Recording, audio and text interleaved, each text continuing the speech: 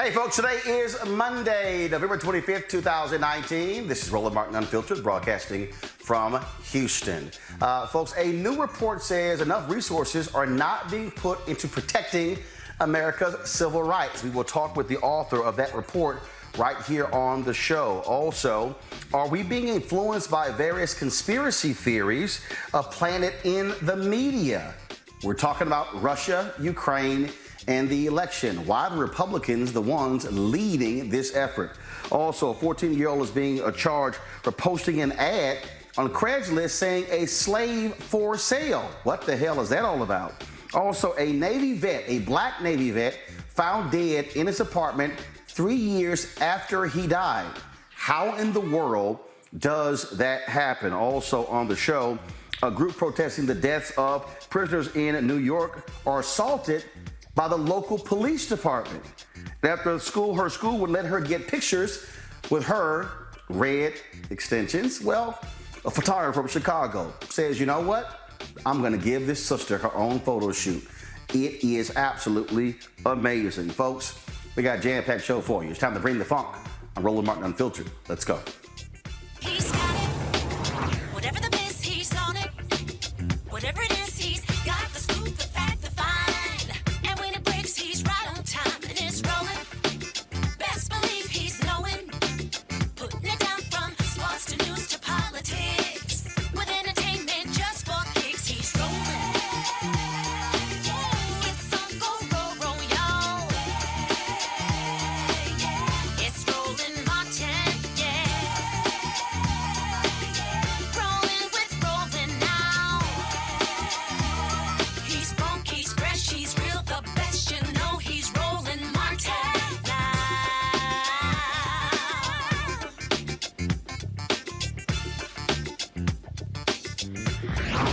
Martin. Folks, the civil rights is a major issue in this country. And last week, the U.S. Conference on Civil Rights actually issued their report detailing how the different federal agencies are faring when it comes to civil rights. It doesn't look good, no shock under Donald Trump and his administration. Joining us right now is Catherine Lehman.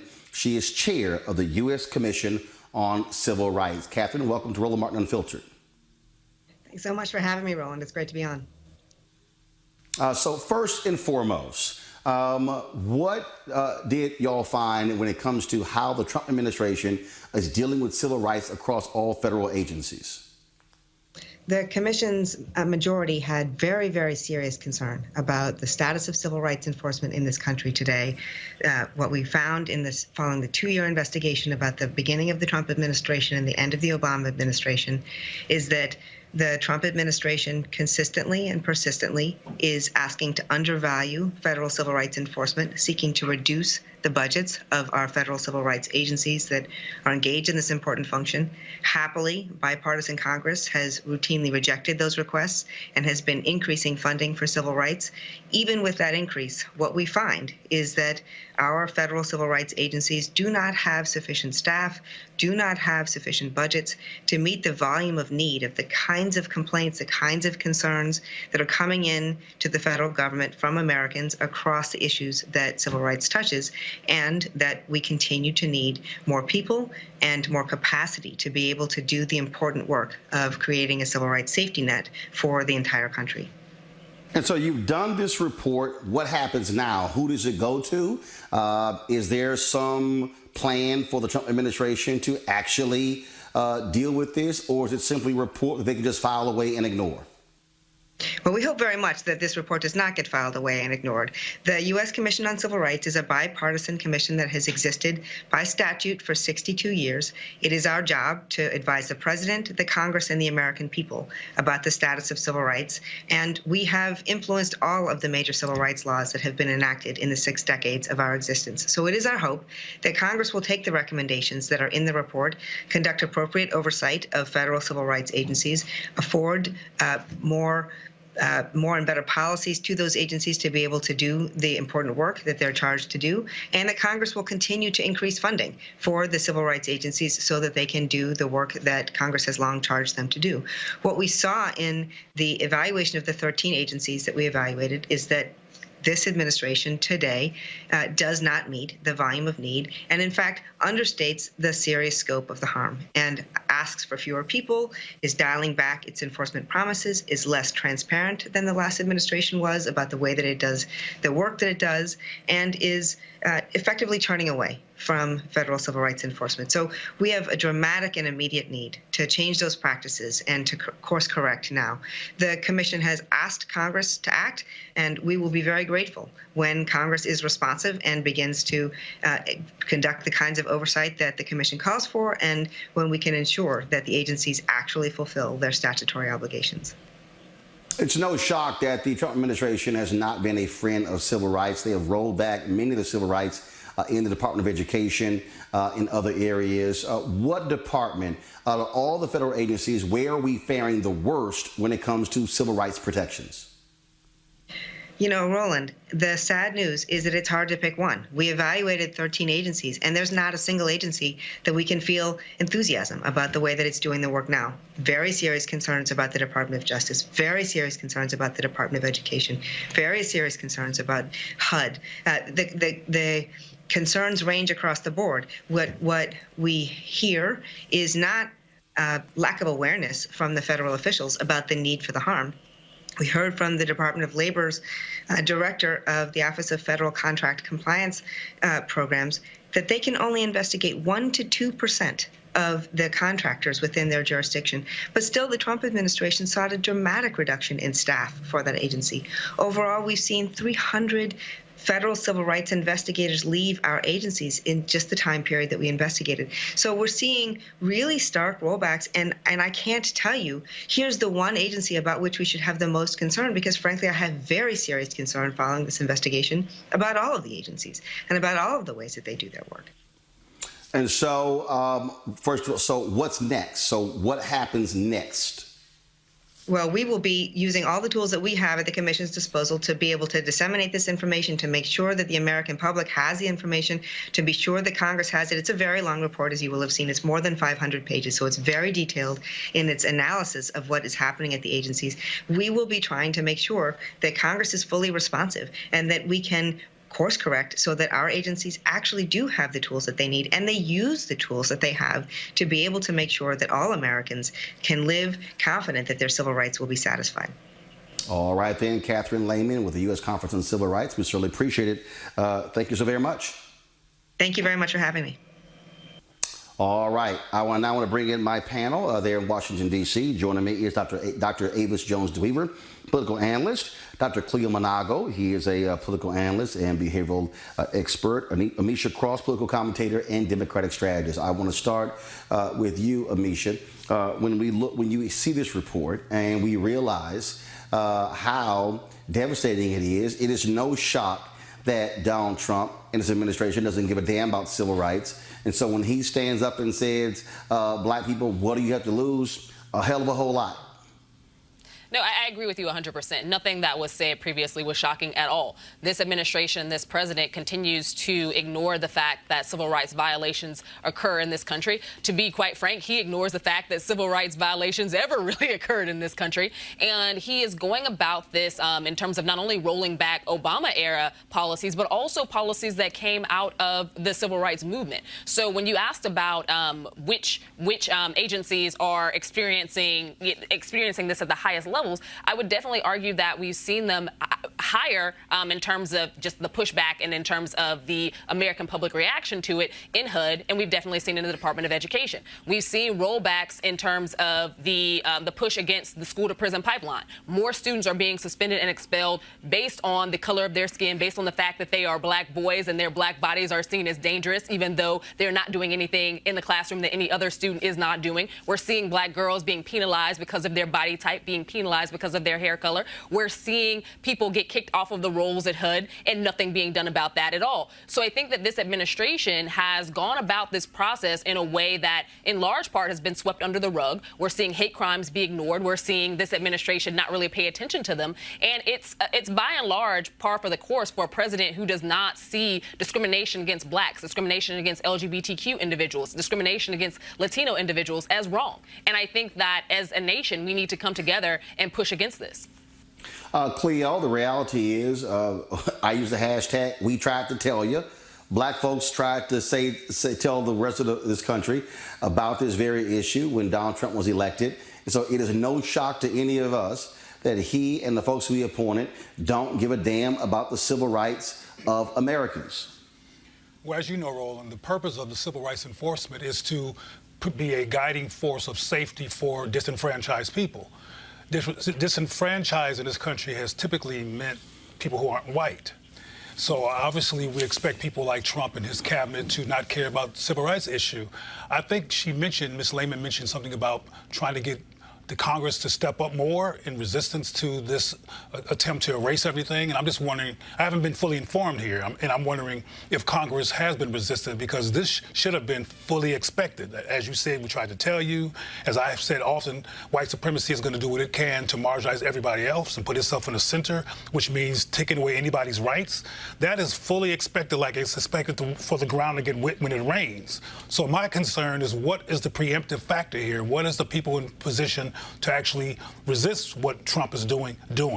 And she gave me the impression that not much is happening on the congressional side to prevent Trump from doing what he wants to do, and his cabinet. Because it's not just Trump. I want to reiterate that. People focus on Trump, but Trump has a whole bunch of other people that agree with him, including voters, white voters mostly, who support his racist perspective and activity.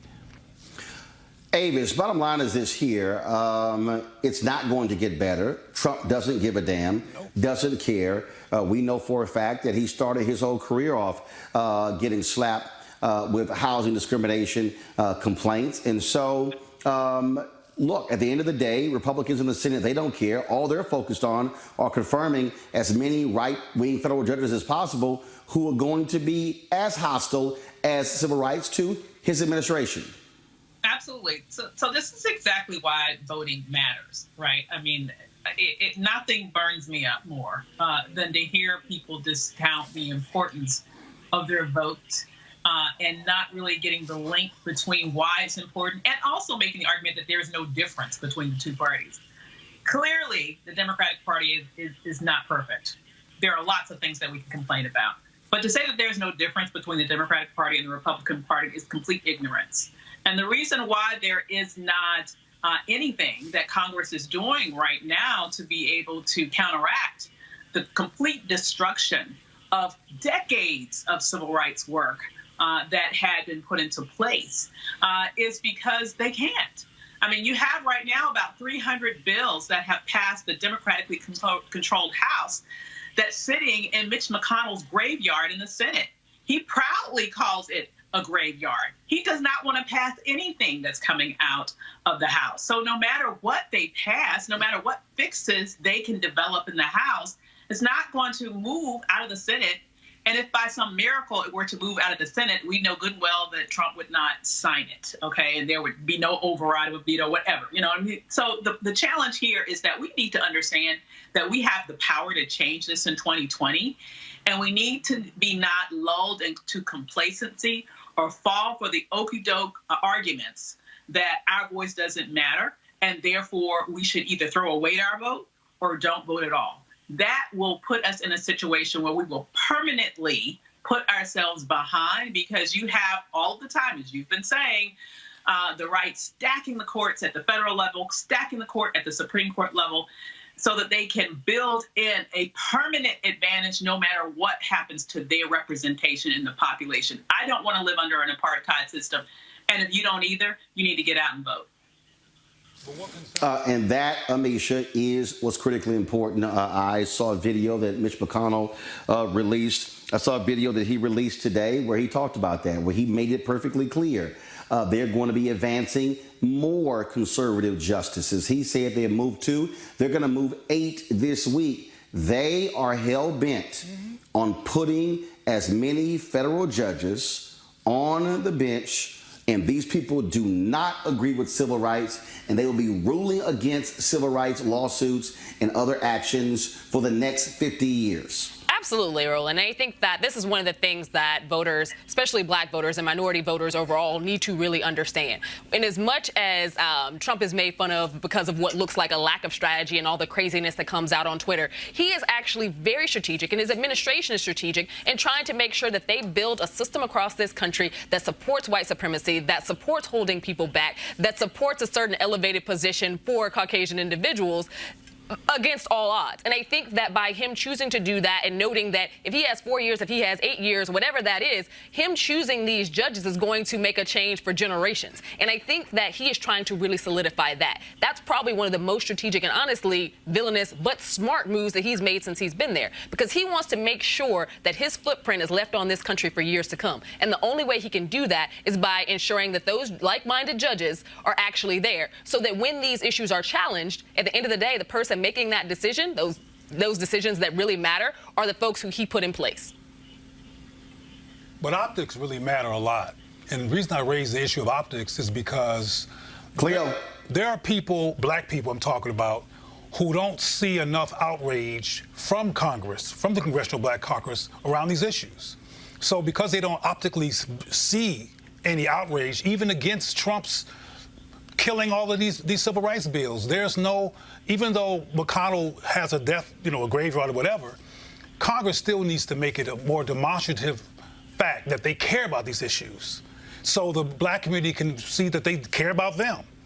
And then once the black community sees that they care about them, when they recommend the black community goes out and vote, the black community will be responsive and go out and vote. One of the things I've heard in my conversations with the community is that, for example, police brutality has been a problem even during the Obama administration. And now it's still a problem under the Trump administration. And there's been no resolution. So they feel like, well, none of y'all can respond properly to our issues, so we don't care what you say. What you say doesn't really matter, because we don't see no on-the-ground evidence of your positions making a difference directly in our communities, so we're not voting. But part of what Trump has done that is scary but also very maniacal is that he has operated the news cycle in a way... One second.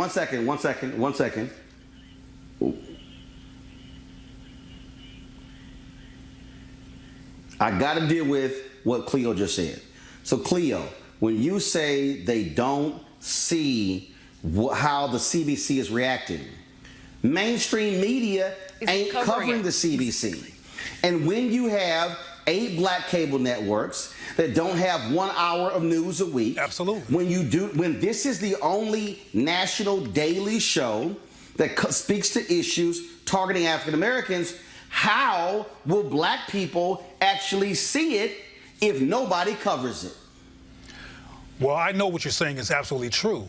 So we have to find alternative means, including supporting shows like yourself or creating other ones as well, to create a medium for the black voice or the black concerns, because you're right. They don't see it, and the other so-called black networks are just entertainment and not raising these issues. And this does trickle down into how black people behave when it comes to voting. Somehow somebody in a position to understand this needs to push back against the blind spot that's created around black issues, because it could help. It helped Trump get the presidency as we speak, and it could help him get back there again. We got to do something about this gap. And people in Congress do have other venues, radio shows, other things they can do to push the issue of turning back what Trump has done. There's not a powerful message getting to black people about the damage that Trump is doing. I'm telling you, it's not there.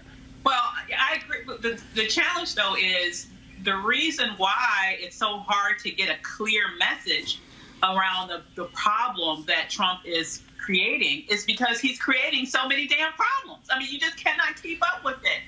Every day, there are, this is not like a daily news cycle. This is like a moment-by-moment news cycle, and they're all crises. And so it's just really hard for people to really keep up with the volume of damage that he's doing. I agree that generally speaking, Democrats writ large are horrible at messaging, are horrible at really making sure that people understand the issues in a consumable, bite-sized way that really gets not only at logic but emotion. And I agree that there needs to be a specific focus on those issues that concern the Black community. And I wish that there were more opportunities. Honestly, this show is golden, but we need a million more like this. But the bottom line is, practically speaking, what's happening in this administration is unprecedented in terms of the level of destruction that he is causing in a short amount of time.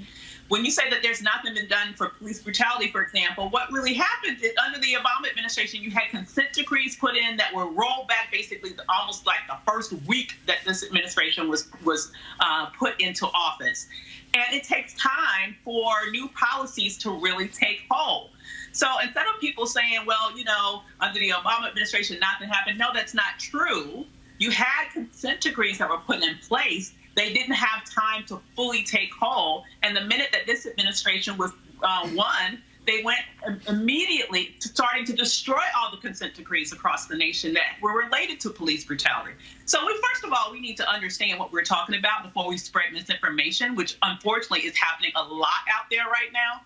And I also am concerned that a lot of people, quite frankly, are spreading misinformation on purpose, specifically to suppress the Black vote. So I do hope that people take a look at the source of the information that they are getting before they just blindly accept everything that they hear as truth because they think it's coming from somebody Black, because you don't know what their motivations are. You don't know how they're getting paid. You don't even know if they're Black. Let's just get very real about it, because we ultimately knew in the last election there was a specific focus on the Black population, flooding us with misinformation, flooding us with specific entities and that were created to make it look like it was Black people talking to Black people, but it was actually Russians talking to Black people. So let's take a minute to assess the quality of the information before we take everything that we hear as truth.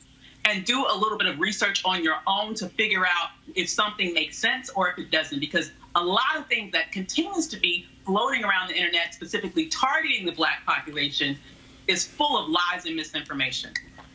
But guess what, Avis? That flooding that you mentioned that I know is true has not been counter-flooded.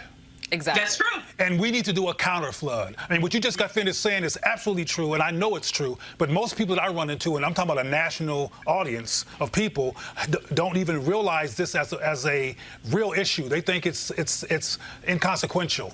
And we need to do some flooding, too.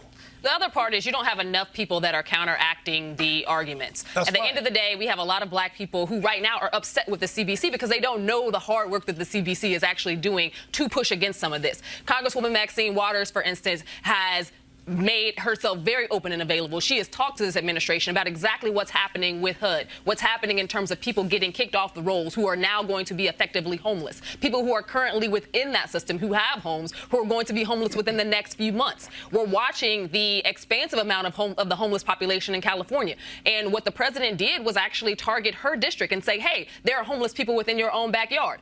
Yes, there are. But you know what the president is also doing, and what Democrats did not push back with when he made those statements? The president of the United States has decided that he wants to incarcerate those homeless people. So when you are a part of the Democratic Party and you're seeing what this president is saying, you're seeing the arguments that he's making, you have to be willing and ready to have guns blazing and come back out here and push against them. When he says that more and more people are off of food stamps, this isn't a kudos moment. More and more people are off of food stamps because he cut the rolls, because he is changing food stamp office locations, because he's requiring you to bring in 4 and 5 types of different identification to actually qualify. Even though these people have not advanced in their employment, they're in no better place than they were 6-7 months ago, a year ago. Yes, the numbers are going down, but they're going down because people are getting penalized for the very thing that they need to survive. So until we are able to actually showcase exactly what this administration is doing and make it not look like a highlight point or an economic gain, then we're going to consistently be at a loss.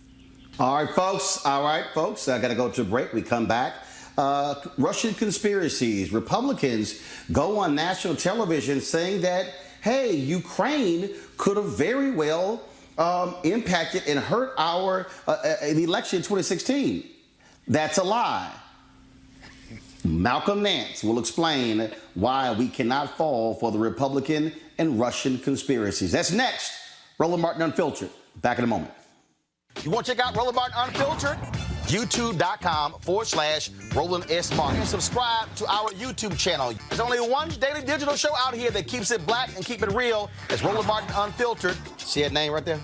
Roland Martin Unfiltered. Like, share, and subscribe to our YouTube channel. That's youtube.com/Roland S. Martin. And don't forget to turn on your notifications so when we go live, you'll know it.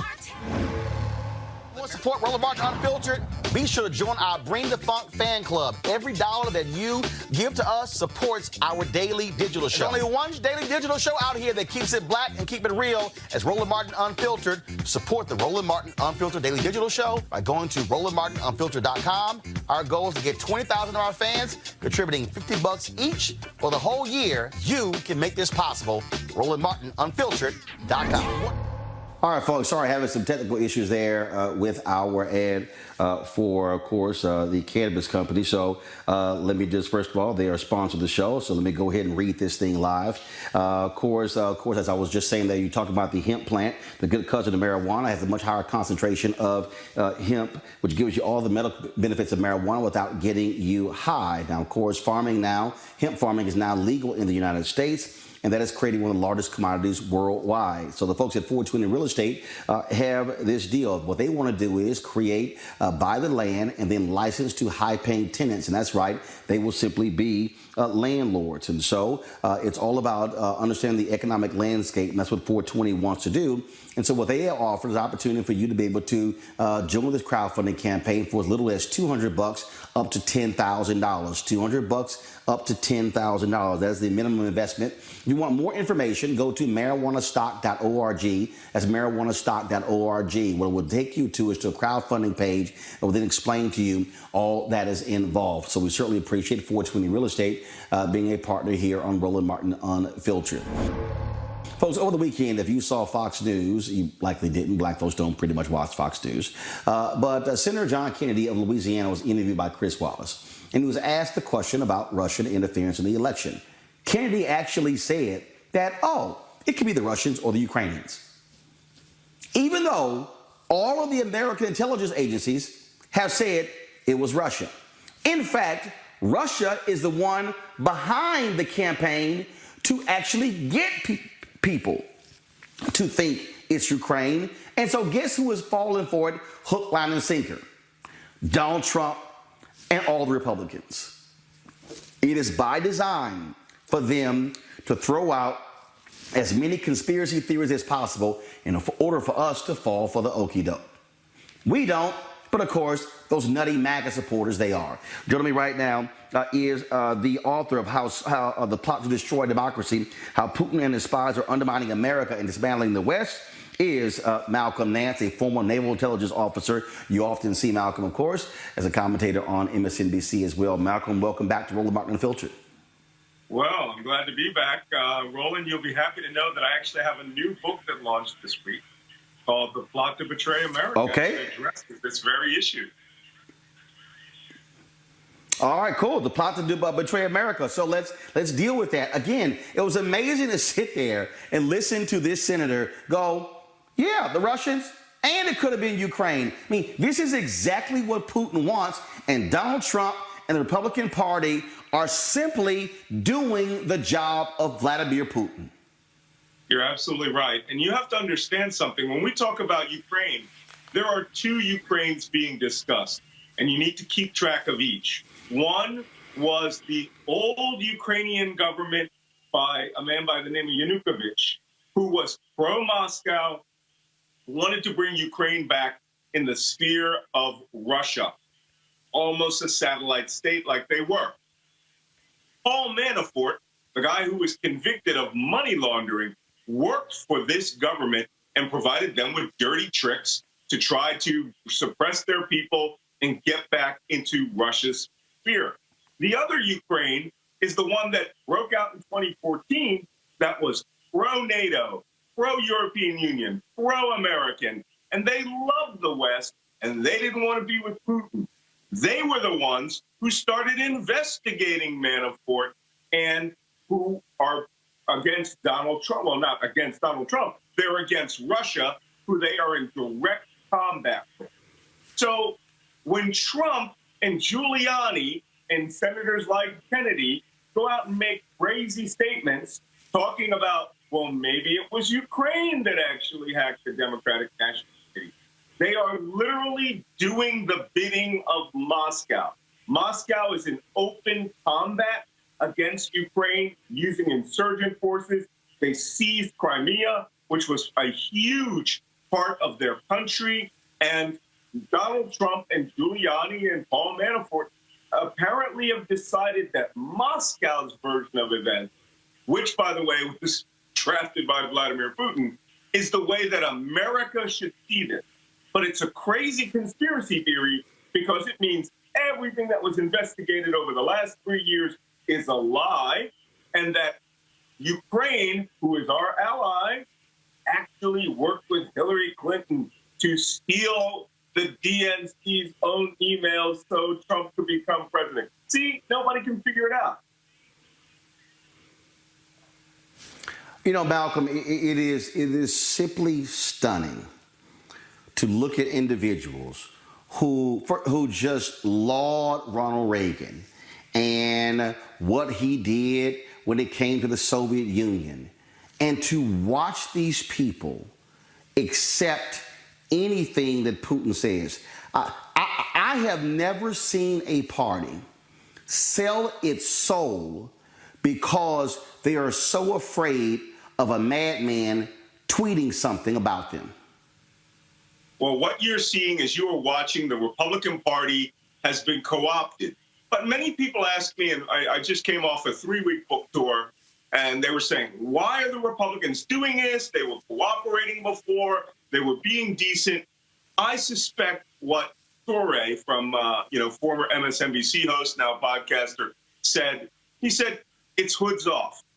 What you're seeing is Republicans are actually acting the way they have always wanted to act. And it was the common decency, the appeal to being, equal to your fellow American, wanting to do good within the confines of the Constitution and our laws. They never really believed that. And now they are descended into tribalism. And, I actually wrote in this new book, Plot to Betray America, that the Trump supporters in Congress and the Senate are sort of like that mythical animal from the cartoon Little Abner, the shmoo. And the shmoo's characteristic, you might remember him, he's a white bowling pin-looking character. The shmoo's magical characteristic was, when you look at it, it would turn into whatever food you were desiring at that moment. And, I believe that the Republican Party, now completely beholden to the anger and the hatred of their base, are just shmoo. And if Donald Trump says you are now pro-Moscow, then you're pro-Moscow. If you love Vladimir Putin, then you love Vladimir Putin. And the funny thing is, it behaves in such cultish behavior, and I mean like a real cult, that they completely forget how they were before. And this cult of Trump, where you are part of this tribe of 40% that will dominate the other 60% of America, is so appealing that they realize that they don't care anymore about common decency. They don't care anymore about the rest of the country. I got to ask you this, as a former naval intelligence officer, Donald Trump over the weekend fired the Navy Secretary, Richard Spencer, because they tried to hold accountable a Navy SEAL, Eddie Gallagher, who Donald Trump has supported. They wanted to take his Triton pin away, essentially removing him from the SEALs, and Trump ordered them not to do so. Just imagine. Imagine the Republican outcry if Barack Obama, President Obama, pretty much said, to hell with the military chain of command, and I want this done. These people would be raising holy hell.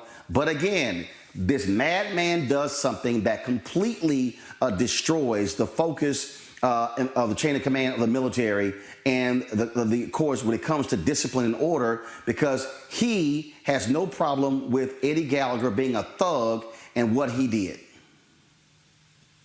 Well, what you're watching here is Donald Trump use mafia-like tactics to co-opt the military.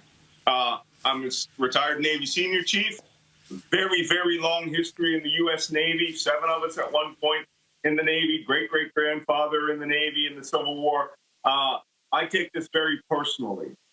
In fact, wearing my Navy jersey, you can't see it, but we bleed Navy. So what's happening here is called undue command influence. That's when an officer who is above that person in rank will not allow the military justice system to be executed, but will make their own personal judgment. Within the military, that is a crime. But Donald Trump, being commander-in-chief, he has decided he is going to fire his way down to his result. What he also is doing is he is protecting not just E7 Eddie Gallagher, because that man ain't a chief, all right? Chief is a title of respect and honor. But E7 Eddie Gallagher has not only been convicted in the military court, but not the most serious crimes, because members of his team lied for him, who had immunity and got him off. But Trump pardoned a man who had executed or ordered his troops to shoot and kill 3 innocent Afghan guys who were just going down the road in his first week in Afghanistan. The entire unit turned him into the military justice system. He also commuted the prison sentence and pardoned a man who had a special forces officer who had been convicted of murdering a person in wartime. Not only that, the statements against Eddie Gallagher by his own SEAL platoon was that he had shot civilians indiscriminately. Donald Trump loves these people. He views this as part of his, primal tribal warrior class that will, that he sees to how can we put it, to fulfill the fantasies that he dodged the draft 5 times and wouldn't fulfill. So he's a coward. The Secretary of the Navy who backtracked, Edward Spencer, who backtracked on his initial decision and rumor that came out in the New York Times, and then found out that everything Trump touches dies, right? I mean, he backtracked on his decision. Trump fired him with malice. So now the only question is, will Chief of Naval Operations, the Chairman of the Joint Chiefs of Staff, and the Master Chief Petty Officer of the Navy, will they uphold military law? And right now, it seems unlikely. Donald Trump is breaking military law right now as we sit here. The book is called The Plot to Betray America, How Team Trump Embraced Our Enemies, Compromised Our Security, and How We Can Fix It. The author is Malcolm Nance. Malcolm, we certainly appreciate it. Thanks a lot. My pleasure. I want to go to you first, Avis. These folks do not care. I mean, this is the thing that people need to understand. These folks, Donald Trump and his minions, his imps, they do not care about rules, procedure, the law. He fundamentally believes that he is a dictator. There is a reason he loves to praise dictators. He believes that I can never violate the law. He actually has articulated, I can do whatever I want to do. Yeah. I mean, none of them care about democracy. Let's just be very real about that. In prepping for a talk that I'll be giving next week, one of the pieces of research that I'll be citing is a study that was done out of Clemson with professors from Clemson and Texas A&M, which surveyed white people who have racially intolerant views. And what they found that white people who are racially intolerant, when they believe that democracy will actually benefit people of color, they no longer support democracy. They are, in fact, more likely to support autocratic systems. And so what we're seeing right now is that theory, per se, acting out in real time, not only with this president, but with the entire Republican Party. What they are doing is traitorous to this nation. But the bottom line is they don't care. They want power and all-consuming power so much that they are willing to sacrifice the fundamental bedrock of what this nation is, not only to get it now, but to hold on to it even when they no longer make up a numeric majority. This it's the same thing we've been talking about in terms of packing the court. It's this idea of power above everything else, and forget the system, forget being fair, forget even democracy. If that means that will stand in the way of me being able to have the all-consuming power that I want to use for my benefit today and for decades to come. Cleo, it amazes me when people say these people have hit bottom. There is no bottom for Donald Trump. There is no... The media needs to stop going, this is a new low. No, there is no new low. There's no such thing as the bottom. No, these people go beyond the bottom. They forget the floor. They are going down to the core of the earth. That's how shameful and despicable these thugs are. He is the thug in chief. It's shameful and it's despicable, and they're focused, and they have an agenda, and they insist on that agenda coming into being. I mean, when I hear comments like Avis, when she mentioned the people who built this country or talk about what this country is about, I really believe, from my perspective, that Donald Trump and his friends are doing what this country is about and what it's been founded on. This whole idea of inclusion and fairness is not what this country was founded on. They're doing what they came to do, and they're doing what they want to do in terms of what they believe in. I mean, not only does Trump believe in dictatorships, he believes in certain types of dictatorships that believe in white power. So we have to understand that we are in a situation where someone has got the key to the door, who's doing what they want to do, and that they have millions and millions of people that support them. And it doesn't matter that they're allegedly 40%. They don't see themselves as being a minority. They see themselves as being a majority. The way they think is what drives them to have the audacity that they have. They don't see themselves as somebody who's going to the bottom. As far as they're concerned, they're fighting for the top. And it's interesting to me when, I don't know which press system you're talking about, which media outlet you're talking about, but it's interesting to me when they talk about Trump in negative ways, because they're complicit in Trump's success.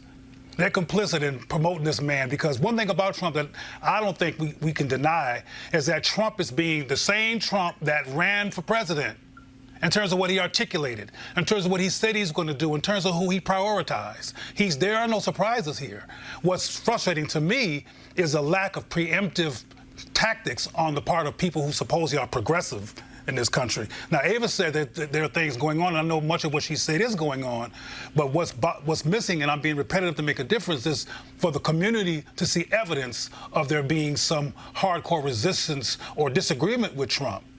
Because even the people running for president right now on the Democratic ticket are not speaking in ways that it convinces the black community that you guys have our back, you're concerned about us, you're rooting for us. The conversation on behalf of progressive people is still ambiguous, and Trump and his people are not ambiguous. They're blatant. And we can't afford this ambiguity. And we can't afford to keep talking about the United States as if it's supposed to have traditions and values that are different from what Trump is doing. Trump is doing what Manifest Destiny looks like, which is what this country was founded on. So either we're going to be serious about resisting the monster, or we're going to let it eat us up. I don't know what we're going to do as a people.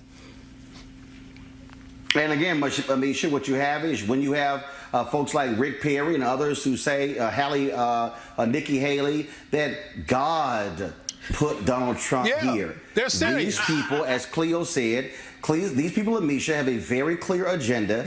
And I think people need to stop playing around. And it's amazing how these media people are all of a sudden waking up. Jake Tapper had some special the other night on the president's lies. Hell, I remember, Misha, when they were scared to even say the man lies. Exactly. So Trump, they were scared to say it.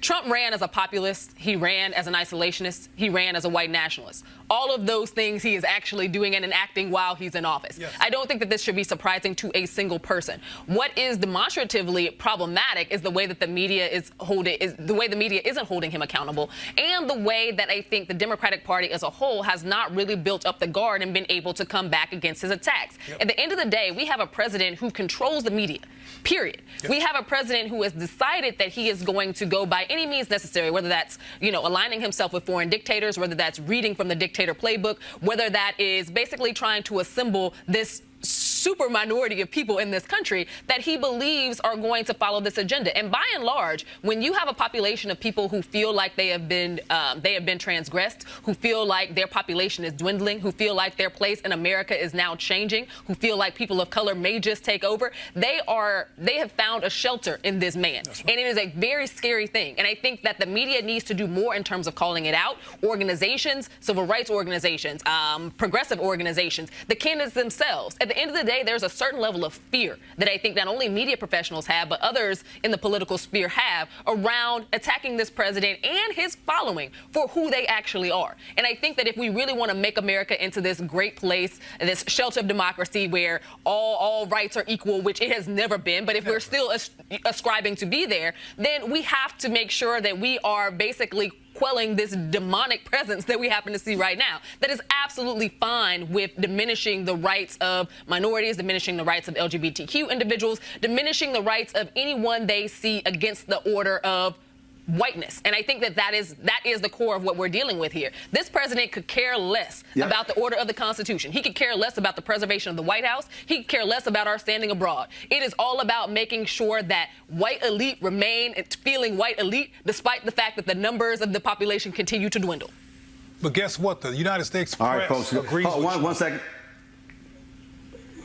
Go ahead. Go finish your comment. From my perspective, the mainstream press essentially agrees with Trump. It plays a game to make it look like it's different so it won't be called racist. But as you talked about all the time, Roland, about the lack of black executives, the lack of black decision makers, the lack of black affirming people in the media stratosphere, the whole thing is white supremacists. They're just playing a game of whatever is going to call the game, where they're trying to make it look like they care so we can create some tension in this media system. But they're all on Trump's side, all of them. I got you. All right, folks. There's an interesting story here. A 14-year-old Illinois boy is facing hate crime charges for posting this photo of a black classmate on Craigslist with the caption, "Slave for sale." The boy, who was white, appeared in DuPage County Juvenile Court last week on 2 counts of committing a hate crime and 1 count of disorderly conduct. Prosecutors said the freshman at Naperville Central High School took a picture of his classmate, who was also 14, as they sat at the lunch table. He then posted the picture on the classified ad website, along with other offensive language, including racial slurs. Also, this strange story, folks, out of Dallas, where the mother of a Navy veteran is seeking answers after her son's body was discovered in his Texas apartment, where officials said he had been dead for 3 years. The remains of Ronald Wayne White were recovered on November 12th from the DeSoto Town Center Apartments, which is, of course, a suburb of Dallas. White's mother, Doris Stevens, said the last time she spoke to her son was 3 years ago in November, this month, November 2016. He was a defense contractor who was frequently out of the country, and his bills were paid through automatic withdrawals from his account. Maintenance personnel found his body when they responded to a service issue. His mother did say that he suffered from diabetes, and they also found diabetic medication all throughout the apartment. But man, talk about, that is the strangest thing in the world, that somebody could actually be missing not be heard of from for 3 years. That is, and what I'm trying to understand, Avis, is how does the company not contact this family? Like, he wasn't showing up for work. Absolutely. I mean, it is a sad indictment on our society in terms of how we apparently don't have substantial relationships and connections with people. That someone can be laying dead in their house for 3 years. And you're right, the company doesn't notice that they're not showing up for work, or if they are noticing, they don't think to contact anyone just to make sure he's okay. I understand he spent a lot of time out of his country, but does he not communicate with his family when he's out of the country? I go out of the country too, but the entire time that I'm gone, I'm reaching out to my sons. I'm reaching out to people that I care about. So it just, to me, demonstrates how disjointed our society has gotten in some extreme circumstances. And I hope that with all that we each do in terms of our professional lives, that we also know that we shouldn't neglect our personal lives and our relationships, because at the end of the day, when we need somebody, when somebody needs to, when we it's the relationships that are going to matter when we're in situations like this. Got it. So someone will check on us, if at all we ever go missing. All right, folks, this past week, community members of Broome County, New York, staged a protest to draw attention to recurring deaths and systemic abuse at that city's jail. Demonstrators disrupted the legislative session and delayed the vote on the controversial bill. Local law enforcement got involved with SWAT units, attack dogs, and dozens of heavily armed guards. Watch this.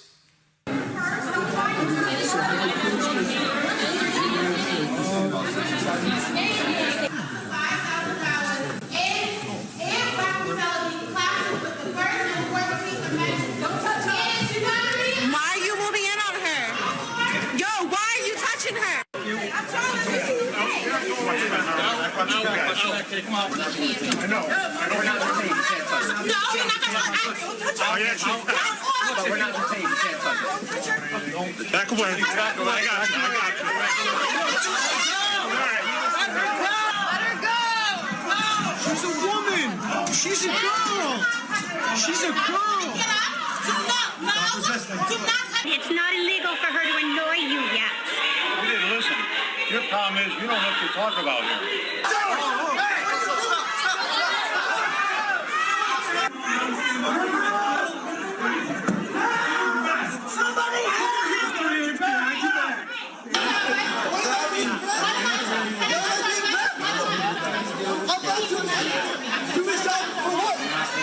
Citizens, is that your job? No. What are you arresting? Let go.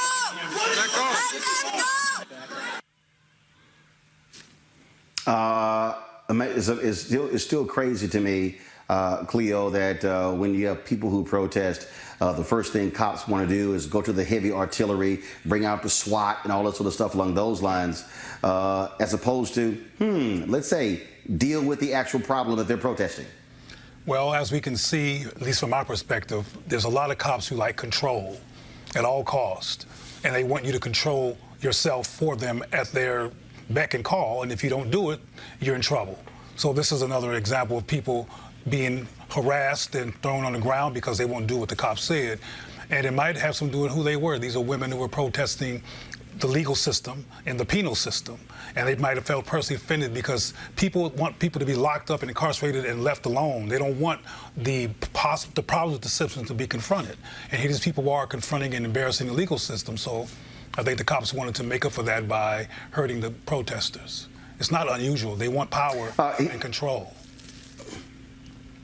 Here is, folks, a story we're going to close on that I think turns out to be a great way to end the show. 8-year-old Marion Scott was denied the opportunity to get her school pictures taken because of her hairstyle. Ben Creech, the principal of Paragon Charter Academy in Jackson, Michigan, said that Marion's red extensions violated school policy. Needless to say, the little girl was not happy. She was extremely upset and emotional as a result. Yet when Chicago photographer Jermaine Horton read about this story on Facebook, he wasted no time getting in touch with her parents to arrange a photo shoot tailor-made just for her. Folks, he drove from Chicago. He drove hours to Jackson, Michigan, in order to do this photo shoot. Look at these photos here. Talk about some absolutely gorgeous photos. It is great, Amisha, that he did this. These photos have gone viral. And I just think this is a gorgeous young lady. I don't understand how in the hell the red extensions somehow violate school policy. My God. But I say great job, Jermaine, what he did, of course, with this young girl, Marion Scott. Amisha, your thoughts? Absolutely. I mean, this is a beautiful child. Those actually look like ribbons more than any type of real hair violation. But I think that the bigger issue here that we have to recognize is that school push out for girls is real. And being able to isolate them for body types, for hairstyles, it's something that happens in public schools across this country. And this is just one extreme example of that. I think that we need to continue as community members, but also for those who are parents, to understand that you need to have a strong voice in the policies that exist at your school, and acknowledging that black kids, particularly black girls and boys, are going to be penalized at much higher rates. That hairstyle and hairstyles like it aren't something that are going to distract, aren't something that are going to stop the learning potential of any student, aren't something that's going to stop them from getting a job. And we need our school administrators, principals, and teachers to understand that that type of resistance is not going to be tolerated when it comes to punishing kids for basically just having a hairstyle. It's just not that big of an issue. Avis, when you look at those photos, you see certainly how gorgeous this young girl is, but it just shows you again how the color and the vivaciousness and how all of these things that black people bring to the table, other folks got a problem with, including some black people. Unless a Kardashian wins. I mean, it is part of our culture to be expressive, to be creative, to think outside of the box in terms of how we show up in the world. And the little girl, as you said, she's gorgeous, absolutely beautiful.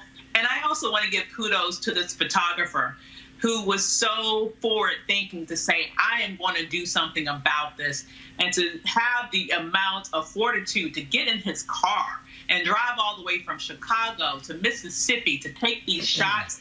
Kudos to him, too, because let me tell you, if we don't celebrate our own children, nobody else will. Social media. Cleo, first of all, just get a correction. He drove from Chicago to Michigan, of course, which is next door, not Mississippi, so that was my bad. Cleo, go ahead. I'm just saying social media can be a strange place, but this is an example of it working well and being in benefit to people. She's adorable, and I'm glad that she didn't get her heart broken, and that was it, that the story wasn't over, that this person saw her and came and rescued her heart and her self-concept and let her know she's beautiful. And in these pictures, you can tell she agrees with the idea that she's beautiful. She's vivacious and gorgeous. And this is a good story to end on because it's positive. It's showing somebody supporting another person, and it's showing the system's attempt to restrain black beauty not winning the war. We won the war this time, and it's really a beautiful thing. All right, then, folks, I am here in Houston because on Saturday, the Black Former Students Network at Texas A&M University held their Aggie Impact Gala. I was one of the 9 Texas A&M graduates who was honored there, along with my nephew Tommy from the Steve Harvey Morning Show, his wife Jackie, also Richmond Webb, longtime NFL player, Von Miller, and a number of others as well. It was Aaron Ford, one of the folks. He's also the Black Attorney General there in Nevada. It was a fantastic event.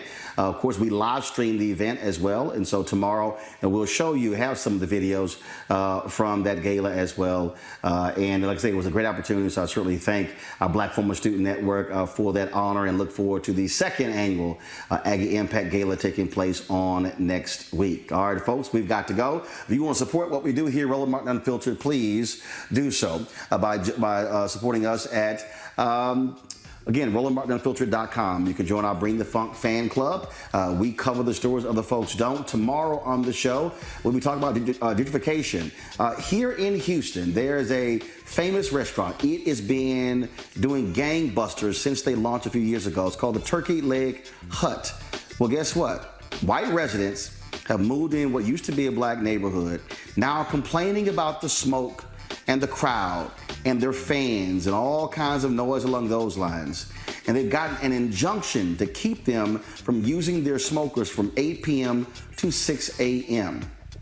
This is absolutely crazy, but it shows you what happens when our neighborhoods change as a result of gentrification. So we'll be discussing that on tomorrow's show. I'll be sharing with you some of the video from a news conference that took place on Friday with the co-owners of that particular place. I wanted to have them on the show. In fact, I was going to broadcast my show today and tomorrow from there, but their attorneys are advising them not to do any media until they go before their hearing on December 6th, because they do have a temporary restraining order and they're trying to keep from getting a permanent injunction. So I'll share the details with you about that tomorrow right here on Roland Martin Unfiltered. Avis Jones-DeWeaver, thanks a bunch. Cleo Monago, Amisha Cross, thank all of you as well, folks. Again, support us at Roland Martin Unfiltered. You can use Cash App, Square, or PayPal. All of those, your dollars help us to be able to cover the stories and talk about the issues no one else is talking about. The U.S. Conference on Civil Rights Report,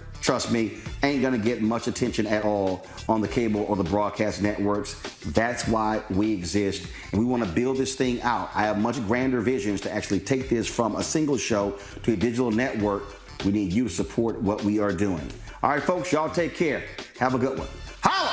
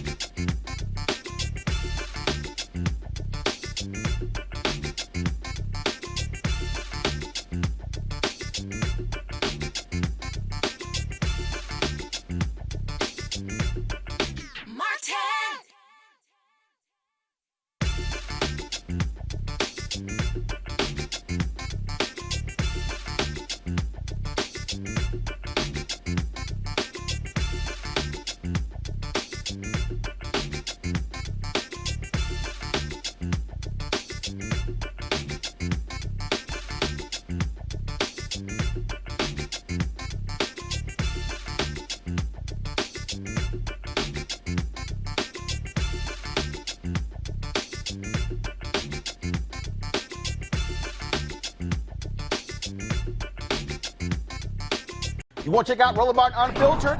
YouTube.com/Roland S. Martin. And subscribe to our YouTube channel. There's only one daily digital show out here that keeps it black and keep it real. It's Roland Martin Unfiltered. See that name right there? Roland Martin Unfiltered. Like, share, and subscribe to our YouTube channel. That's YouTube.com/Roland S. Martin. And don't forget to turn on your notifications so when we go live, you'll know it. Hey everybody, this is your man Fred Hammond, and you're watching Roland Martin, my man, Unfiltered. Hi, this is Essence Atkins, and you're watching Roland Martin Unfiltered. Hey, yo, Peace World, what's going on? It's the Love King of R&B, Raheem Devon, and you're watching Roland Martin Unfiltered. Hi, my name is Brescia Webb, and you're watching Roland Martin Unfiltered. Ow. Well, I like a nice filter usually, but we can be unfiltered. What's going on? This is Tobias Trevelyan, and if you're ready, you are listening to and you are watching Roland Martin Unfiltered. What's up? I'm Lance Gross, and you're watching Roland Martin Unfiltered. Hi, this is Cheryl Lee Ralph, and you are watching Roland Martin Unfiltered. I mean, could it be any other way? Really? It's Roland Martin.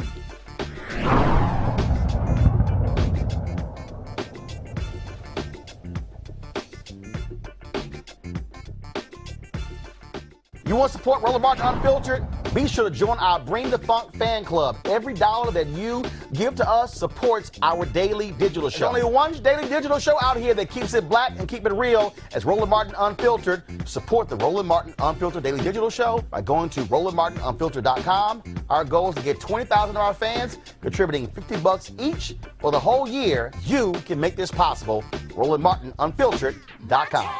Hey fam, want to check out Roland Martin Unfiltered, the blackest show on all of digital, cable, and broadcast. Check out our audio podcast. There's only one daily digital show out here that keeps it black and keep it real. It's Roland Martin Unfiltered. Press play.